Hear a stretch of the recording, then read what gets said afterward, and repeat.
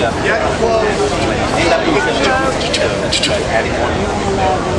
name is Steve Northup, and I'm the Executive Director of Virginians for Alternatives to the Death Penalty. And I want to welcome everybody here to this event this morning. And I think I know we have a very good event planned for you. I want to particularly welcome the members and staff of Witness to Innocence. In case you don't know, Witness to Innocence is the only nationwide organization that is composed exclusively of individuals who were convicted, sentenced to death, and later exonerated. There are 22 Witness to Innocence members here with us this morning. We are very pleased to have them. We're excited to be co-sponsoring this event with their organization. And we look forward, we hope all of you will come over to St. Peter's Church afterward, because we're going to break into small groups and everybody's going to have an opportunity to interact with one or more of the exonerees. We've got lunch for everybody, so I hope you'll be able to join us. I now want to introduce Larry Yates, who is the Virginia field organizer for Witness to Innocence. Larry's roots are very deep, and they include some significant time in Richmond. So we're glad to have Larry back here, and look forward to hearing what he has to say. Thanks, Larry.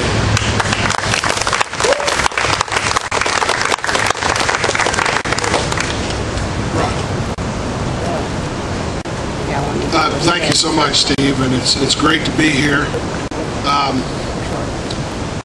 It's nice to see all the faces, and particularly all the Richmonders that I used to know way back when, and the ones I didn't. We are standing in Capitol Square, for those of us from out of town, in Richmond, Virginia, one of the oldest capitals. We're standing in the city of Richmond, obviously in the Commonwealth of Virginia. We're also standing in the 9th Senatorial District. So it's very appropriate that we're going to hear from the gentleman who represents the 9th Senatorial District, Donald McEachin. He's been in the state Senate since 2007. Before that, he was in the House of Delegates. He's on the Courts and Justice Committee, very important committee for death penalty issues. And he's been one of the powerful forces blocking the efforts to expand the death penalty in Virginia. He's got a wife and 3 daughters, and you're about to find out he's an amazing speaker. So, Senator, thank you. Good morning to you all, and now that the bar has been set so high for amazing, I hope I won't let you down. First, I want to say thank you to all of you all, and especially the organizers, for keeping this issue on the forefront. You know, our society is made up of imperfect people, and therefore, by definition, our judicial system is imperfect. And it seems to me it takes a certain amount of arrogance for our legislature to continue to insist on having a death penalty, and to continue to insist on expanding that death penalty, especially in the face of 138 exonerees since this project started. You know, when I think of Earl Washington, and I think how close he came to being killed, and how it took some bravery, quite frankly, on the part of some public officials, including former Governor Wilder, to reduce his sentence from death to life with the possibility of parole, and then to give credit to Governor Gilmore for giving him an absolute pardon after DNA evidence showed clearly that he did not commit the crime for which he was accused and convicted. And I think of Thomas Hainsworth. 27 years he was incarcerated for rape. 27 years he lost his life because of a faulty conviction. And I don't know where I can find the words or the sentiment to share with my colleagues in the General Assembly that how dare we continue? How dare we continue when we know that we don't always get it right? You know, the back of your t-shirt say something awfully powerful, that you can release an innocent man. But we haven't learned how to bring someone back from the dead. So I applaud you all for being here. I encourage you all to continue this fight across the country, but particularly here in Virginia, where we are seeking to expand the death penalty. And thankfully we have been able to cobble a coalition together in the Virginia State Senate to resist that and to push back against that. But that's not enough. We need to go on the offensive. We need to roll back the penalty. We need to do some things so that it's exceedingly hard, if not impossible, to give the death penalty here in Virginia. And it's going to take you all to help us do that. It's going to take you all to help encourage us as legislators to do that. I thank you for being here. I thank God for your presence. I pray for your strength that you'll continue on. And I would ask that you will let those bells go by for a second. All right. I would ask that you join me right now in praying in whatever mode that you care to pray, or just in a moment of silence, that this legislature in the very near future will find it within its heart to start rolling back the death penalty. Won't you pray with me?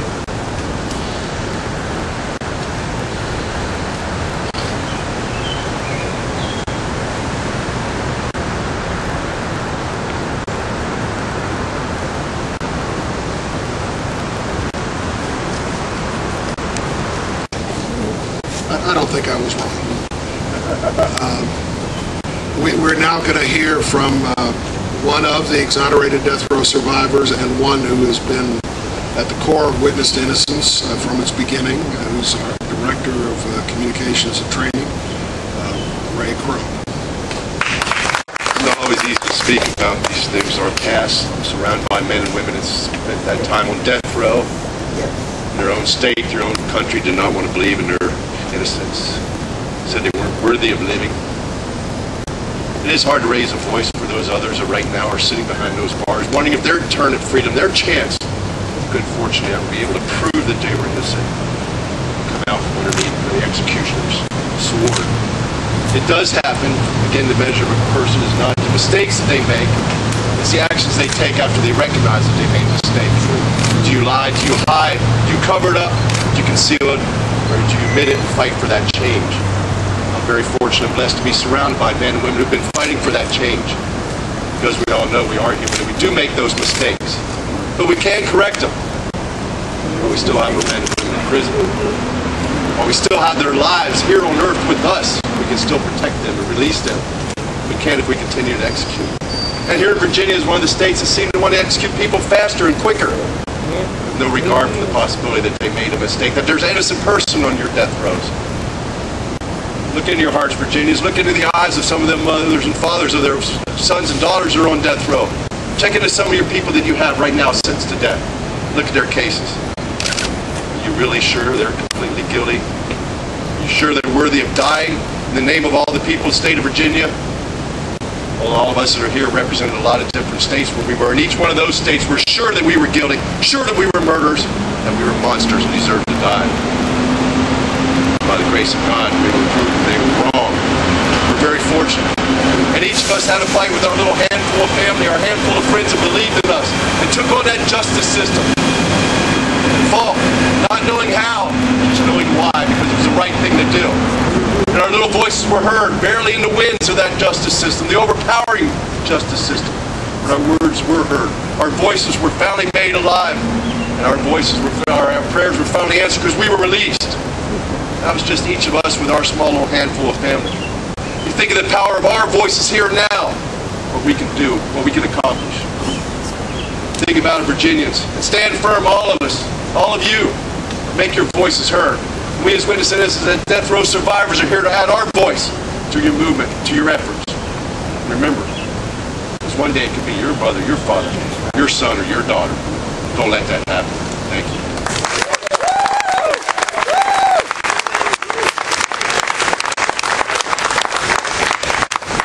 Thank you, Ray.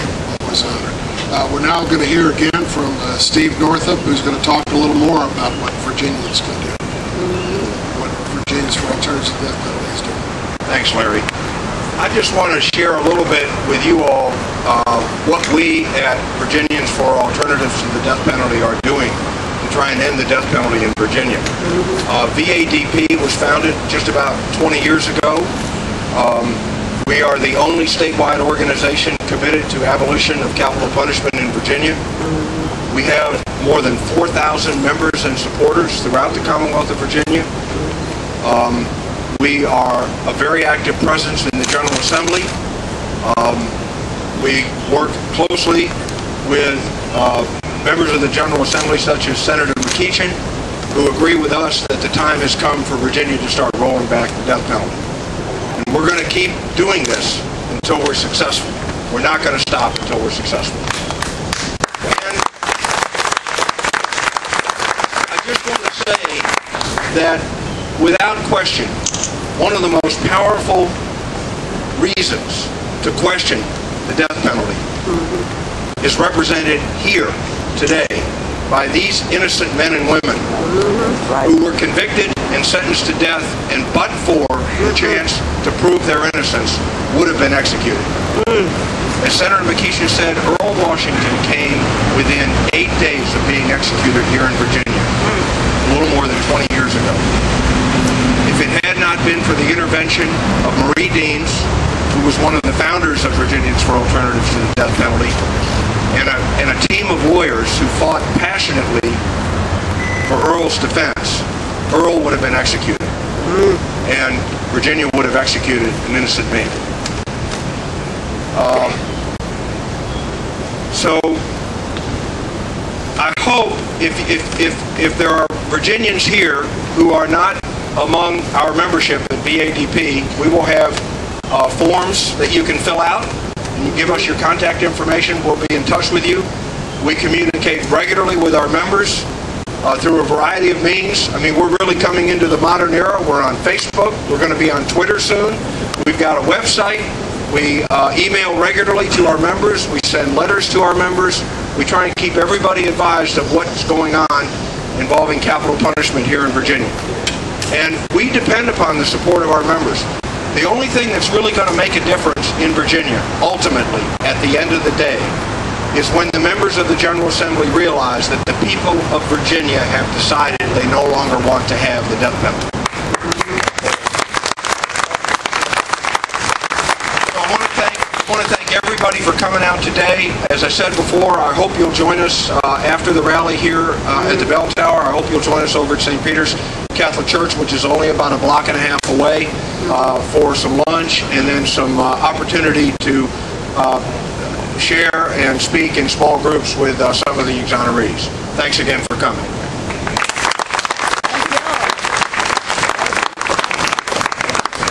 Thank you, Steve. I want to introduce one more exonerated death row survivor, a friend of mine and a remarkable man. But everybody up here is remarkable. But I know this guy's remarkable. To Shabaka Kwame. Hello, Richmond. Hello. I said hello, Richmond. Hello. All right. So look up here. Look at all these beautiful places back here. Now, society in the state of Virginia said that all of us committed the most heinous crime there was, so therefore we were to be put to death. But as you can see, a mistake was made. And Virginia will make a mistake. We all know that as long as these things right here we call a human hand, if they are involved in anything, a mistake will be made. The question, how many mistakes? How many people must be put to death? How many lives must be destroyed? All of us. Our lives were destroyed. We were taken from our families, our mothers, our fathers, our children. Because society said we were monsters, that we had homes in our head, that we must be destroyed. The death penalty I likened to years ago when we had our own little apartheid system. When I was living across the tracks, And white folks used to just hate me because I lived across the track because I was black. Never stopped me. But they hated me. The citizen of this state, I found like I'm making a little return home. Because when I first got out in 1987, I came to Richmond to work with Murray Dean. And I worked on a gentleman's case that was on death row, Mr. Richard Whitefield. He eventually was executed. I was working with a very young pro bono attorney named Tim Kaine, who eventually became your governor. Ladies and gentlemen, I do not understand why we must kill another human being. We call ourselves a Christian nation, but we do not practice the Christian faith. We call ourselves followers of Jesus Christ, but yet we do not do His will. We call ourselves the most just and humane people on the face of the earth, that we got the best criminal justice system in the world.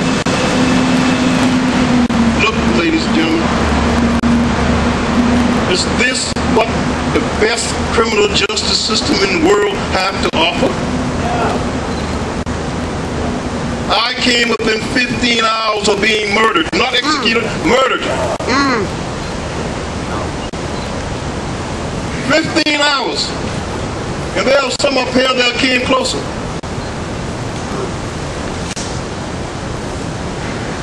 What you see up here, ladies and gentlemen, is real.